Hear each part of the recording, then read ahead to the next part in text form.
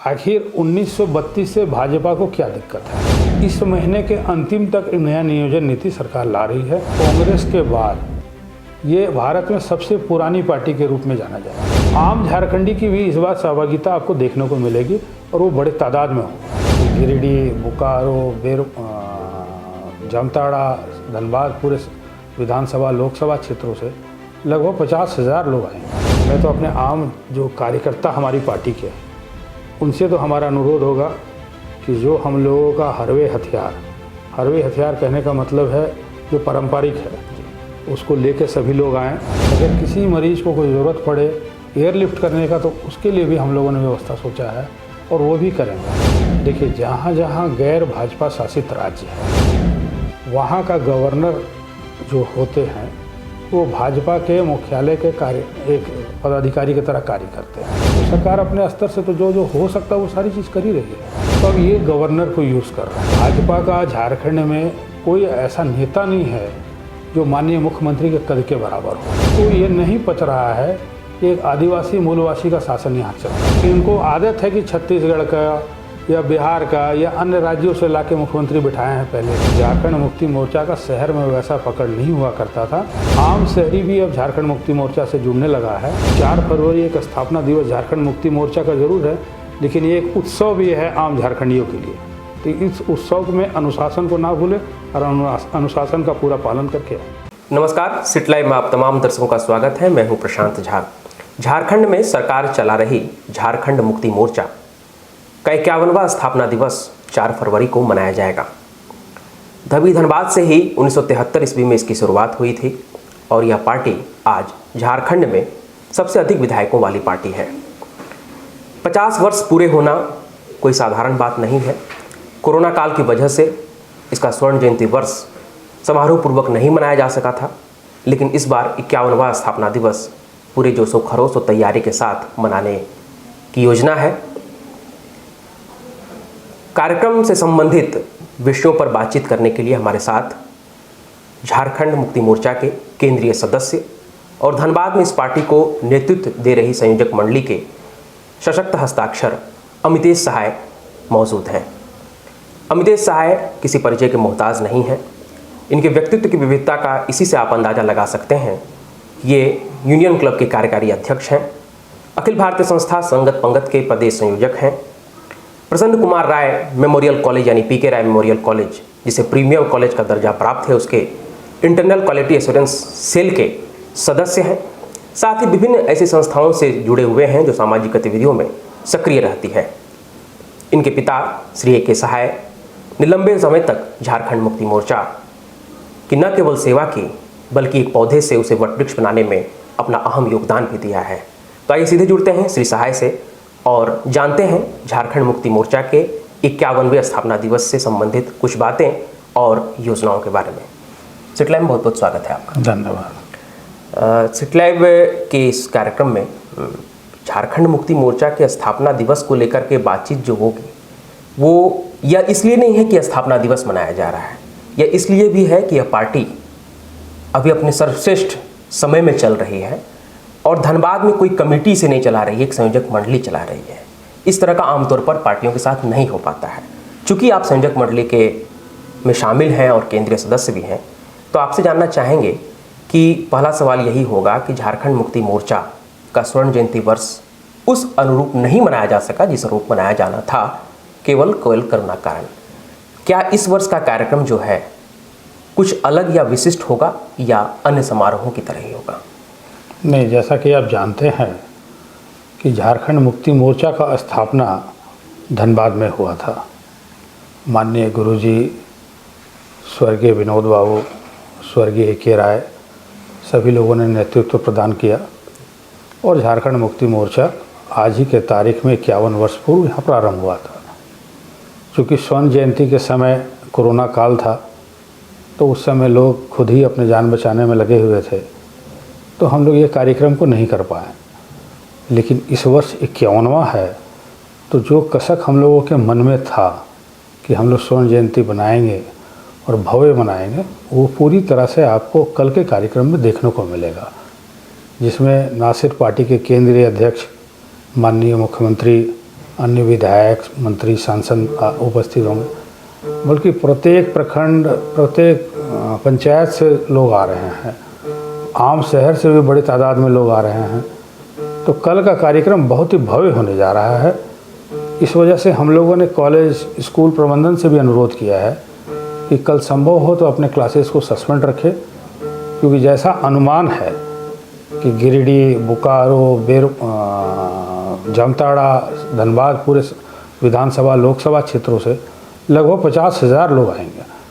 तो इतने बड़े तादाद में जब लोग शहर में प्रवेश करेंगे तो विधि व्यवस्था सामान्य रहे और बच्चों को कोई परेशानी नहीं हो, इसलिए हम लोगों ने प्रशासन से अनुरोध किया है कि स्कूल प्रबंधन से बात करके अगर संभव हो तो उसको सस्पेंड कराएं। 50 वर्ष पूरा होना आम बात नहीं है और 51वां वर्ष चूँकि पदाधिकारियों और सदस्यों में एक आशा आकांक्षा रहती है कि इसे भव्य तरीके से मनाया जाए, जिसकी रूपरेखा आप लोगों ने तैयार की है। धनबाद में हाल फिलहाल में 2 घटनाएं ऐसी हुई जिनसे पूरे देश का दिल पसीज गया। एक में 5 मौतें हुई, एक में 14 मौतें हुई और एक सरेआम हत्या हुई। झारखंड मुक्ति मोर्चा इस कार्यक्रम को भव्य तरीके से कर रहा है, इसमें कहीं दो राय नहीं है। क्या यह कार्यक्रम विपक्षी लोगों को यह कहने का मौका नहीं देगा कि इन घटनाओं की वजह से धनबाद स्तब्ध और गमगीन है और झामुमो जश्न मना रहा है? नहीं, आप इसको ऐसे समझे कि जो 2 घटनाएं हुई आगजनी की, उसमें पार्टी के स्तर से, सरकार के स्तर से जो पीड़ित थे, जिनकी मृत्यु हो गई, उनको 4-4 लाख रुपए देने का हम लोगों ने कार्य किया। साथ ही जो घायल हैं उसको पूरा इलाज सरकार करा रही है। तो ऐसा कहीं भी नहीं है कि हम लोग उनके दुख के साथ नहीं हैं। हमारे यहाँ से स्वास्थ्य मंत्री, जो आपदा मंत्री भी हैं, वो सरकार से आए। हमारे पार्टी के 2 वरिष्ठ नेता जो राज्य सरकार में मंत्री का दर्जा प्राप्त हैं, उनको माननीय मुख्यमंत्री जी ने भेजा और जो सुविधाएं हो सकती थी, जो हम लोग कर सकते थे, वो सभी कर रहे हैं। जो इलाज हो रहा है उसको हम लोगों ने मुफ्त किया है। जिला प्रशासन को सरकार से निर्देश है कि इनको किसी तरह की कोई कठिनाई नहीं हो। अगर किसी मरीज को कोई ज़रूरत पड़े एयरलिफ्ट करने का, तो उसके लिए भी हम लोगों ने व्यवस्था सोचा है और वो भी करेंगे। अब रही बात कि उस समय उत्सव, तो 4 फरवरी कोई इस तिथि को तो तय किया नहीं गया था। ये एक तरह से पार्टी का जन्मदिन के तौर पे है। और अगर आप देखेंगे तो कांग्रेस के बाद ये भारत में सबसे पुरानी पार्टी के रूप में जाना जाएगा। तो इतनी बड़ी हमारी परंपरागत जो होते आया है कार्यक्रम, उसका तो होना वाजिब है। और जहाँ तक जो पीड़ित हैं उनके दुख के साथ तो हम लोग खड़े ही हैं। घटना हुई, घटना के तत्काल बाद मुख्यमंत्री जी का ट्वीट आया और उसके बाद जो उसके निरोधात्मक उपाय किए गए जो आपने बताए, इसमें यह कहीं नहीं झलक रहा है कि सरकार कहीं से कमज़ोर है या घटना के पीड़ितों को राहत नहीं देने का काम कर रही है।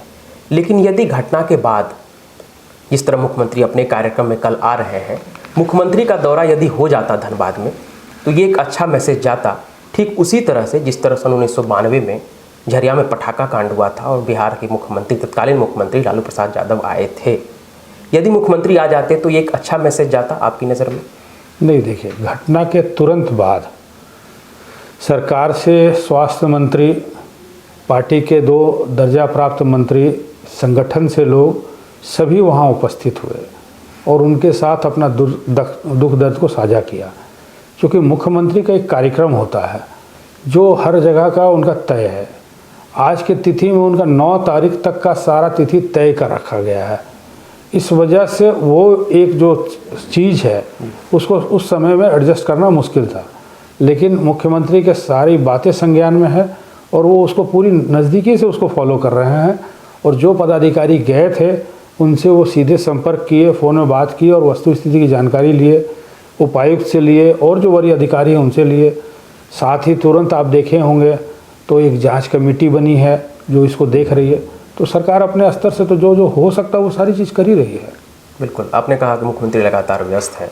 इधर मुख्यमंत्री खतियानी जोहार यात्रा पर थे, निकले हुए थे, कई जिलों में उनका दौरा हुआ और उन्होंने जो सरकार की उपलब्धियां रहीं या हाल फिलहाल में किए गए कार्यों को अच्छे तरीके से गिनाया और ये बताया कि सरकार जनता की हितैषी है। 1932 खतियान का जो मुद्दा है उसको भी मुख्यमंत्री जी ने काफ़ी अच्छे तरीके से उभारा और जनता के बीच लाया। लेकिन इधर एक घटनाक्रम हुआ है जिसमें राज्यपाल ने खतियान विधेयक को लौटा दिया है और साथ ही साथ यह भी बात प्रकाश में आ गई है कि विधि विभाग ने भी उस पर आपत्ति की थी। क्या आपको लगता है कि खतियानी जोहार यात्रा की तरह ही झारखंड मुक्ति मोर्चा के स्थापना दिवस समारोह में मुख्यमंत्री उसी जोशो खरोश के साथ 32 के खतियान के मुद्दे को जनता के सामने रख सकेंगे? देखिए, जहाँ जहाँ गैर भाजपा शासित राज्य है वहाँ का गवर्नर जो होते हैं वो भाजपा के मुख्यालय के एक पदाधिकारी की तरह कार्य करते हैं। आखिर 1932 से भाजपा को क्या दिक्कत है, इसको समझना होगा। जब हम लोगों ने इस राज्य के लिए लड़ाई लड़ा तो एक नारा था झारखंड मुक्ति मोर्चा का, कैसे लेंगे झारखंड, लड़के लेंगे झारखंड। फिर हम लोगों ने झारखंड राज्य अलग किया। फिर इन लोगों के पास एक सवाल आया, इनको चलाएगा कौन। तो आज आप देख रहे हैं कि सरकार कैसे चल रही है, राज्य के लोग कैसे उमड़ रहे हैं मुख्यमंत्री के कार्यक्रमों में, मुख्यमंत्री किस तरह से उनको अपने सरकार के द्वारा योजनाओं से लाभान्वित कर रहे हैं। अब इनके पास कोई मुद्दा नहीं है तो अब ये गवर्नर को यूज़ कर रहे हैं। इससे बड़ा और क्या बात हो सकता है कि भाजपा का झारखंड में कोई ऐसा नेता नहीं है जो माननीय मुख्यमंत्री के कद के बराबर हो, तभी अब वो राज्यपाल को ला रहे हैं। अब तो सुनने में आ रहा है कि हर महीने केंद्र के बड़े बड़े नेता झारखंड में आएंगे। तो आखिर ये क्यों हो रहा है? इसलिए हो पा रहा है इनके द्वारा क्योंकि इनको ये नहीं पच रहा है कि एक आदिवासी मूलवासी का शासन यहाँ चल रहा है। एक आदिवासी मुख्यमंत्री है और वो ऐसा मुख्यमंत्री है जिसके सोच को हर एक झारखंडी सलाम करता है और उन पर विश्वास करता है। ये तकलीफ इनके साथ में है जी। तो इसको हम लोग क्या कर सकते हैं? मतलब आपके कहने का अर्थ है कि भारतीय जनता पार्टी मुद्दों से सरकार का सामना नहीं कर पा रही है तो बरास्ते राज्यपाल वो आ रहे हैं। हाँ, वही हो ही रहा है। आप देखिए ना, 1932 से इनको तकलीफ है। इस वजह से तकलीफ है कि इनको आदत है कि छत्तीसगढ़ का या बिहार का या अन्य राज्यों से लाके मुख्यमंत्री बिठाए हैं पहले भी। आगे भी इन लोगों का प्रयास है कि कोई बिहार मूल का आदमी यहाँ का मुख्यमंत्री बने, क्योंकि इनके पास ऐसा कोई नेता नहीं है इस कद का जो मुख्यमंत्री को बीट कर सके या उनके सामने आ सके। तो ये उसी प्रयास के कारण ये 1932 जैसे जो विषय है जो हमारी भावनाओं से जुड़ा हुआ है, आम झारखंडी से आप जब मिलेंगे ना तो आप देखेंगे कि 1932 से उनको कितना ज़्यादा लगाव और क्या रुझान है। कल आप इसको देखेंगे असर कि मुख्यमंत्री को सुनने के लिए और 1932 के घोषणा के बाद से जो गांव टोला मोहल्ले में जो इसकी चर्चा है, कल कितने बड़े तादाद में लोग उभर के सामने आएंगे। बिल्कुल। स्थापना दिवस समारोह में केंद्र में युवा वर्ग को रखा गया है। कल आपने भी जो प्रेस वार्ता की थी उसमें आपने कहा था कि युवाओं को ज़्यादा से ज़्यादा आगे लाने की योजना है। झारखंड में बीते दिनों में नियोजन नीति को लेकर के कई बार विवाद उभरा, हाईकोर्ट ने इसे रद्द कर दिया और नई नियोजन नीति बनने की संभावना दिख रही है। क्या कल के 51वें स्थापना दिवस समारोह से झारखंड के युवाओं के लिए कोई मैसेज जाएगा नियोजन नीति संबंधी? देखिए, सरकार इस पर काम कर रहा है और 9 तारीख के बाद से मुख्यमंत्री लगातार रांची में रहेंगे। आप देखे होंगे कि 2 तारीख को वो दुमका में थे, कल धनबाद में रहेंगे, फिर 5 को वो अन्य राज्य में जा रहे हैं। तो 9 तारीख तक वो पूरी तरह से व्यस्त हैं। इस महीने के अंतिम तक नया नियोजन नीति सरकार ला रही है और यहाँ के युवाओं को ध्यान में रख के ला रही है, जिसका लाभ यहाँ के युवाओं को मिलेगा। बिल्कुल। झामुमो के बारे में एक बात हमेशा कही जाती है कि ग्रामीण क्षेत्रों में तो इसकी पकड़ मजबूत है, लेकिन शहरी क्षेत्रों में जनाधार थोड़ी कम है। धनबाद में भी बात करें तो 6 विधानसभा क्षेत्रों में से 1 विधानसभा क्षेत्र में ही झारखंड मुक्ति मोर्चा का विधायक है। कल का कार्यक्रम क्या शहरी मतदाताओं को रिझाने संबंधी रणनीति पर आधारित होगा? नहीं, आप देखेंगे कि कल जो भीड़ आएगा उसमें जितने बड़े तादाद में ग्रामीण क्षेत्र से लोग आएंगे उतने ही बड़े तादाद में शहरी लोग भी आएंगे, क्योंकि ये बात सत्य है कि झारखंड मुक्ति मोर्चा का शहर में वैसा पकड़ नहीं हुआ करता था।